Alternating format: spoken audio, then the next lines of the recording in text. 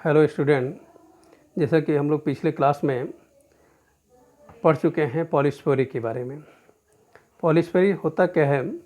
पॉलीस्पोरी एक माइक्रोस्पोर यदि किसी भी एंथर में 4 से अधिक यदि माइक्रोस्पोर और पॉलन ग्रेन्स प्रेजेंट हैं तो इस कंडीशन को पॉलीस्पोरी कहा जाता है। आज हम लोग डिस्कस करेंगे एंथर डेhiscence के बारे में। एंथर डेhiscence का मतलब क्या होता है कि एंथर जो बस्ट करता है वह किस किस टाइप से बस्ट करता है, इसके बारे में हम लोग पढ़ेंगे। The process of busting of the wall of है mature pollen sac is known as anther dehiscence.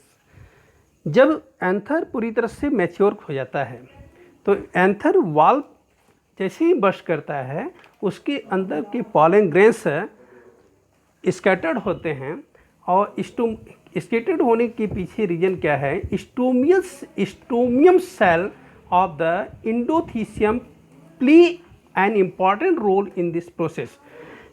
Anther dehiscence के लिए सबसे इम्पॉर्टेंट रोल प्ले करता है एंडोथीसियम का जो स्टोमियम सेल है, वह एंथर डेhiscence के लिए इम्पॉर्टेंट रोल प्ले करता है। Dehiscence of anther takes place by following methods. Different method से एंथर डेhiscence होते हैं। First one is the transfer dehiscence. Transfer dehiscence in this type of anther dehiscence the anther lobes dehiscence transversely. क्या होता है? Anther के जो lobe होते हैं वह एंथर के लोब ट्रांसफर सेक्शन, जैसे ट्रांसफर सेक्शन का बस्टिंग होता है, ट्रांसफर सेक्शन के रूप में उसके अंदर के पॉलन ग्रेन्स से बाहर निकल आते हैं। एग्जाम्पल के रूप में है ओसिमम सैंक्टम। ओसिमम सैंक्टम तुलसी का एक प्लांट है, उसके जो एंथर होते हैं, एंथर का ट्रांसवर्स डेhiscence होता है। एग्जाम्पल आपके क्वेश्चन पुटअप हो सकता है कि किस प्लांट में ट्रांसफर डेhiscence देखने को मिलता है? तो ओसियम सैंक्टम और तुलसी प्लांट में ट्रांसफर डेhiscence देखने को मिलता है। Next one is the longitudinal dehiscence.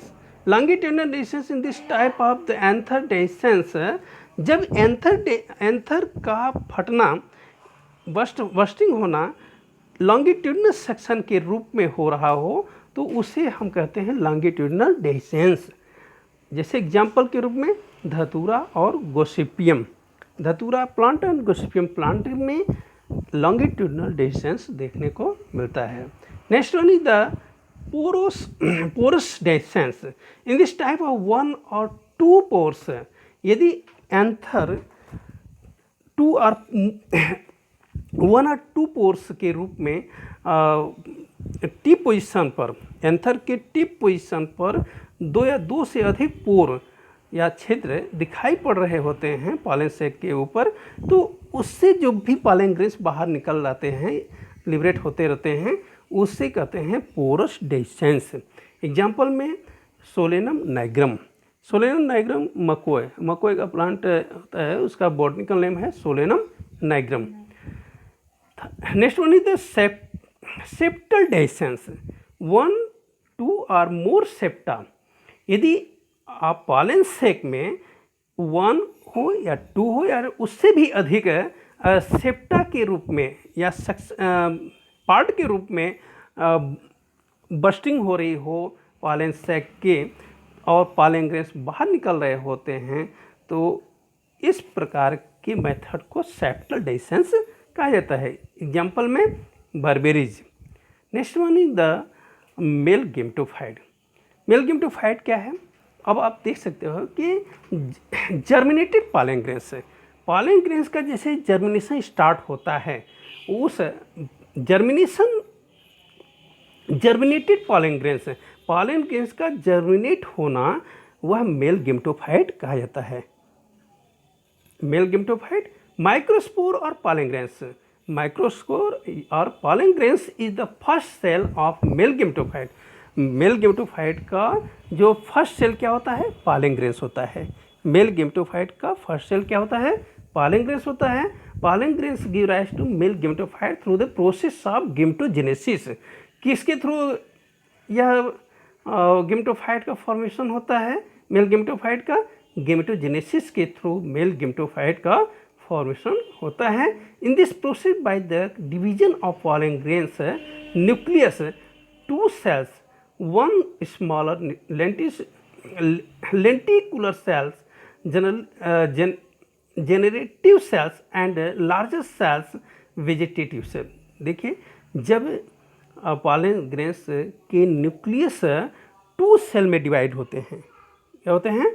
Nucleus जो होते हैं 2 सेल्स में डिवाइड होते हैं।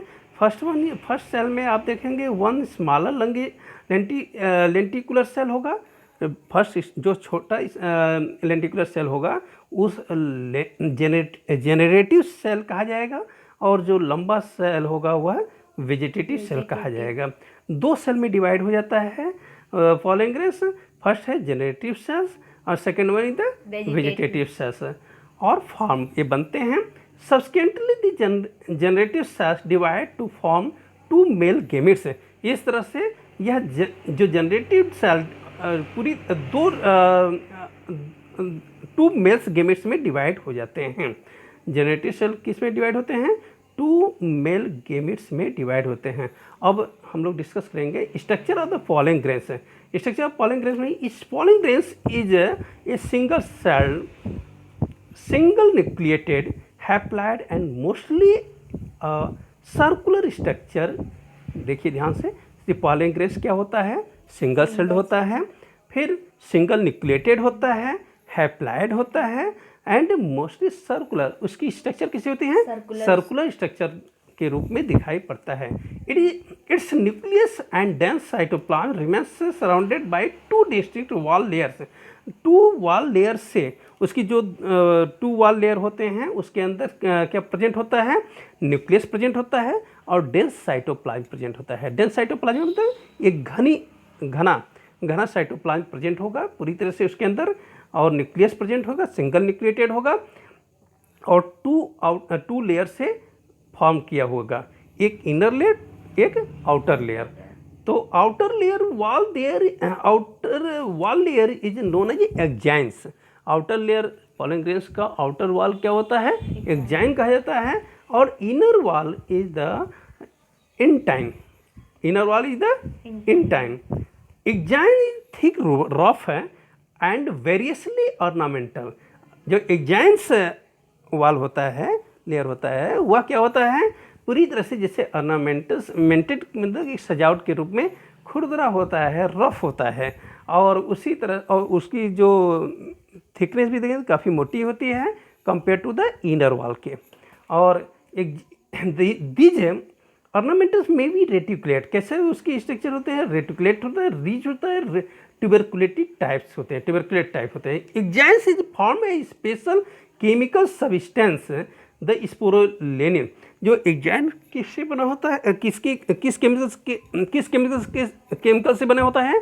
वह स्पोरोलेनिन नामक केमिकल से बना होता है। इसलिए वह वाटर को रिमूव कर लेता है और पॉलन ग्रेन्स को डिकेइंग होने से प्रोटेक्ट करता है, ये सड़ने नहीं देता है, और उसके खुरदरेपन बने रहते हैं। एक्जाइन जो स्पाइनस स्ट्रक्चर फॉर्म होता है और कड़ा होता है, और लंबे समय तक वह स्पोरोलेनिन नामक केमिकल सब्सटेंस होने के कारण, पाए जाने के कारण, वह उस पॉलन ग्रेन्स को प्रोटेक्ट किया रहता है और डिग्रेडेड बाय द, और इस तरह से वह जल्दी नष्ट नहीं होने पाता है।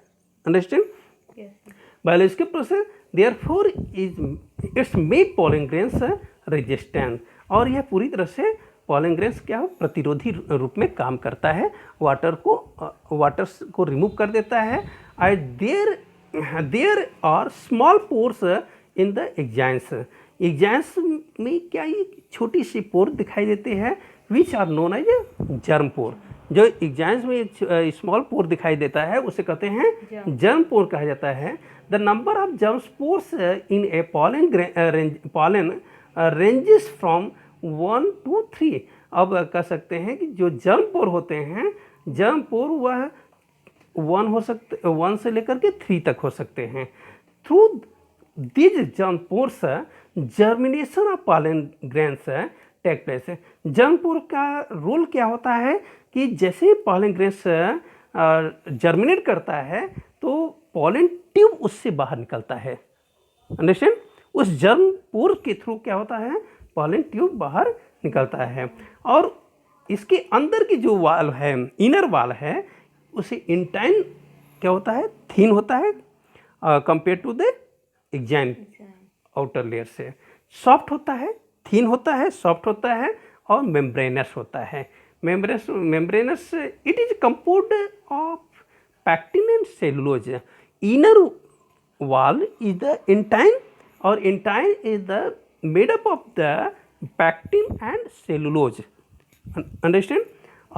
It in many insect pollinated flowers an oily layer is present on the surface of pollen grains known as a pollen kit. बहुत से ऐसे फ्लावर होते हैं जो कि इंसेक्ट पोलिनेटेड फ्लावर्स हैं, जो कि इंसेक्ट को अपनी तरफ अटैक करने का काम करते हैं। और वह अटैक्शन कैसे होता है, ऑयली लेयर देखिए जो आपके पॉलन ग्रेन्स होते हैं उस पर क्या पाया जाता है, ऑयली लेयर पाया जाता है। ऑयली लेयर पाए जाने के कारण वो कोई भी इंसेक्ट आता है और इंसेक्ट वो उस पर चिपक जाता है। क्लियर? और इस प्रोसेस इसे कहते हैं pollen grains known as the pollen kit. Means जो फ्लावर होते हैं insect pollinated flowers and oily layer is present on the surface of pollen grain. Pollen grains की लेयर पर सरफेस पर ऑयली लेयर पाया जाता है जो कि पॉलन किट कहा जाता है। क्या कहा जाता है? Pollen kit. Specific colours, stickiness and particular smells of pollen grains is due to this layer.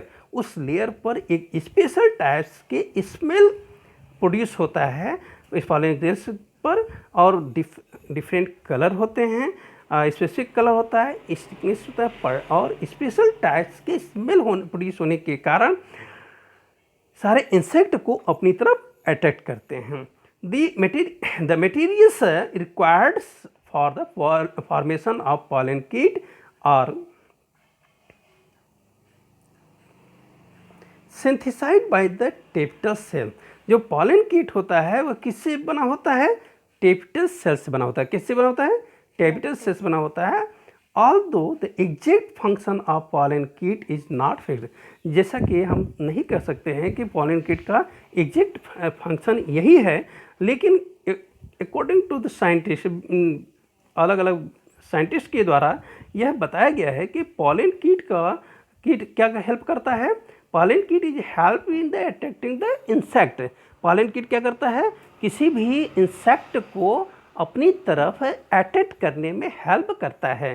किस कंडीशन में? जब किसी भी प्लांट का फ्लावर से पॉलिनेशन प्रोसेस स्टार्ट होता है। Pollination pollen kit is helpful in attracting the insect. Second one is the its sticky nature help in the getting the pollen grains stick to the body of insect. और किसी भी insect को अपने surface पर चिपकाने के लिए help करता है पॉलन किट।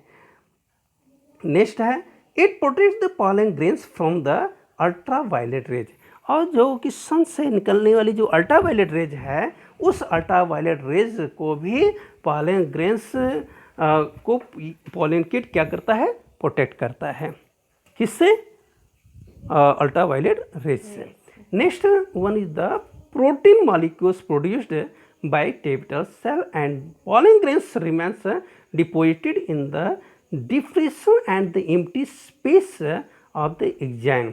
या आपको बताएं कि टेपिटल सेल जो होते हैं पॉलन ग्रेन्स की जो टेपिटल सेल है उस पर क्या डिपोजिट होता है?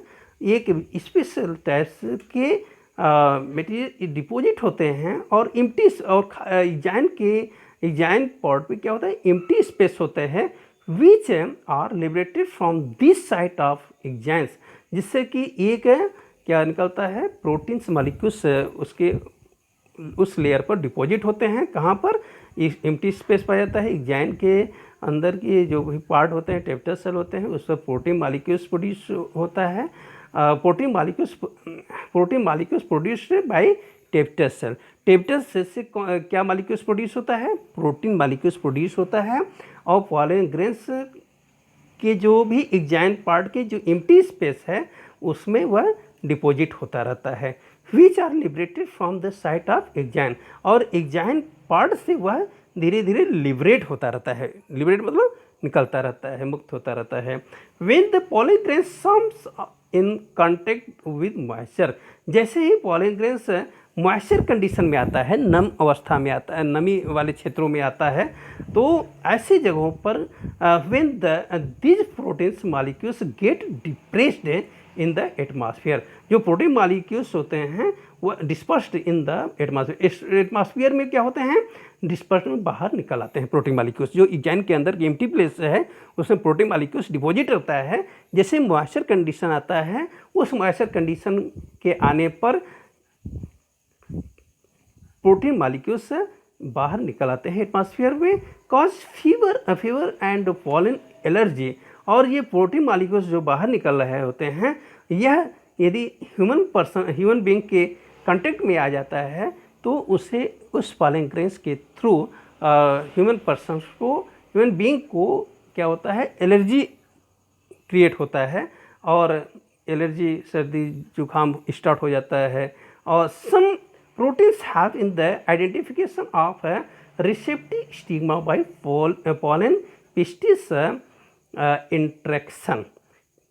कुछ होते हैं जो प्रोटीन जो उसका प्रोटीन होता है, दूसरा हेल्प क्या करता है? उसकी पहचान है